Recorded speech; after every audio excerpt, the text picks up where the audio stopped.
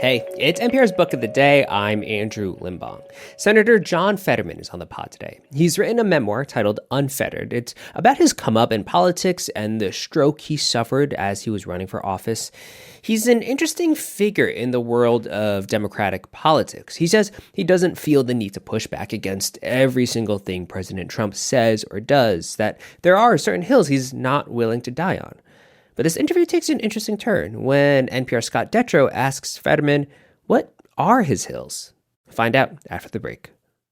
Support for NPR and the following message come from Warby Parker, the one-stop shop for all your vision needs. They offer expertly crafted prescription eyewear, plus contacts, eye exams, and more. For everything you need to see, visit your nearest Warby Parker store or head to warbyparker.com. This message comes from Progressive Insurance. Progressive makes it easy to see if you could save when you bundle your home and auto policies. Try it at progressive.com. Progressive Casualty Insurance Company and Affiliates. Potential savings will vary. Not available in all states. When John Fetterman won Pennsylvania's Senate seat in 2022, Democrats across the country treated him as a hero and an example of a path forward for the party in the populist Trump era. 3 years later, things are very different. Fetterman feels estranged from party activists and fellow Democrats in Congress. He senses some anger from those further left than he is, anger that he says he doesn't fully understand. He writes about it all in a new memoir called Unfettered. In the book, he also recounts the stroke he suffered in the middle of that campaign and the severe depression he fell into. Fetterman came to NPR to talk about the book and the political moment. And a note, this conversation does include mention of self-harm and suicide. Last time I sat down with you and interviewed you, you had just returned to the Senate from Walter Reed.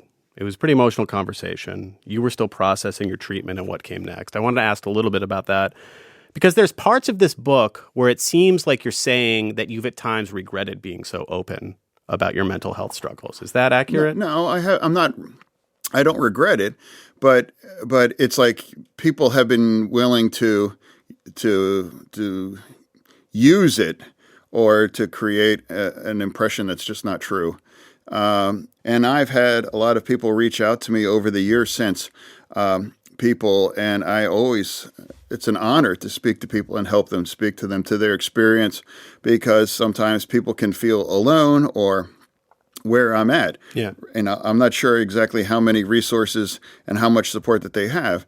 And I've always wanted to make that conversation as simple as it can to just stay in this game, because I've had people in my life made the decision to leave, and it's not a fail. They didn't fail, but that's a decision that they can't come back, and how heartbreaking that is, and how sad that is.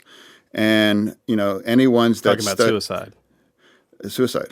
Yeah, absolutely. And I know that that's not necessarily a big political winner to talk about these things. And I think I was the first elected official to do that. And now it's not a weakness. It's just if somebody can get lost. Yeah. And that's why to be a voice saying, hey, look, that's a lie. That's a lie. And I don't know what your recovery looks, but as long as you stay in it, I promise you will get better. People who've struggled with depression know deep down something you've said. It's not something you solve. It's not something that's it, we did it, I'm going forward. You talked at the time about your depression being in remission. I'm wondering how you consider your mental health today. How are you doing with this ongoing challenge today? I am the happiest, grateful person ever. Absolutely. 3 years ago effectively, I just won the biggest election in the cycle, and I was on the downhill for depression. Yeah. And it continued to accelerate, and now here I'm able to talk about it and to pay it forward. Separately, I read this book and I wonder, do you like being a senator? It seems like you are deeply frustrated with this job and with the system that you find it's incredibly frustrating, but it's an absolute honor to represent 13 million Pennsylvanians here. And my vote record, I'm a 90% vote Democrat. Yeah. And if you're in a marriage and you agree 90% of the time, that must be an amazing marriage. Despite that voting record, it was clear Fetterman has deep disagreements with his fellow Democrats. He opposed the party's efforts to force an extension on health care subsidies by shutting down the federal government. He thinks Democrats have drifted far from the party's working-class roots and aren't doing enough to re-engage Western Pennsylvania voters who have drifted to President Trump and Republicans. And he argued, Democrats in Washington aren't picking their battles. Do you think it's a matter of talking about things to not turn off voters, or do you think it's a matter of your colleagues are overreacting to the things that are happening in the Trump White House when it comes to what's in bounds and what's out of bounds, when it comes to what's within the norms, what is concerning for democracy? Well, I'm not the gatekeeper. It's like someone wants. No, but what do you think? Well, what people think, like I'll give you an example. Like the ballroom. Yeah, I've been to the White House a couple times, and it's a living space. And now, if you look at all the changes that other presidents have made about the White House in the past, it's like, hey, you know what? I mean, it was shocking to actually raise a part of the White House, but for me, like that's not my hill. It's like, all right, what is your hill then? Like what's one or two hills for Senator John Fetterman that this is something that paramount issue? For me, that quickly became Israel. Yeah. And for me, that moral clarity, and I agree for the death and the misery, and it quickly became for the Democratic Party who you want to blame, whether you blame for the tragedy on Israel or you blame that on Hamas and Iran and those people. So at no point in the conflict did the balance shift for you as you thought about this in the context? At no point with 69,000 Palestinians dead did you think, well, I'm going to be contextualized? If that's the fact, but no one breaks down how many actual Hamas fighters or other people that were involved on that, so we're not really sure.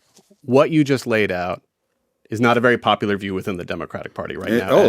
It's like that's 8%. Yeah. So how confident are you that in 3 years' time, whoever the nominee is for the Democratic Party for president views any of that in that way, or if the nominee is somebody who's deeply skeptical of Israel after this war? Well, I know it's become very popular to become more and more anti-Israel in my party, and I feel differently. And for me, that's been part of something about the moral clarities. And I'll be a Democrat that represents Pennsylvania and tries to find a way forward. And they would know what I believe and what I happen to think is true. I hear what you're saying in moral clarity, and I'm just trying to represent the other point of view here, that a lot of people saw moral clarity in entire cities being destroyed and lots of children dying. And they thought, I have deep concerns about that. Am I concerned about it? Yes, absolutely. That needs to end. And the second that they sent back home all of those poor hostages, there is peace now. And now there's no more that kinds of a war. And if you, it comes back to the basic question, who do you blame for those circumstances? I guess you do keep saying there's peace. There's been a lot of back and forth. There's been ongoing airstrikes and stuff like that. Are you confident? Do you feel like this peace is going to hold long term? I do. I do believe that, because what's changed? All of the nations in the region now say, they're holding Hamas accountable and saying, hey, this can't continue. That's Pennsylvania Senator John Fetterman, whose new memoir is out today. Fetterman and I spoke for nearly an hour, and you can watch the full conversation on NPR's YouTube channel. And if you or anyone you know is in crisis, call or text the Suicide Crisis Lifeline at 988.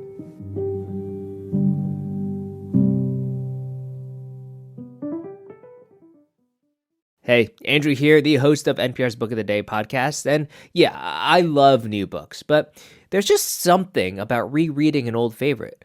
On our new limited series, Books We've Loved, we're revisiting some classics, from Pride and Prejudice to Dune to everything in between, and talking about why they're worth reading today. Listen to NPR's Books We've Loved right on this podcast feed every Saturday on the NPR app or wherever you get your podcasts.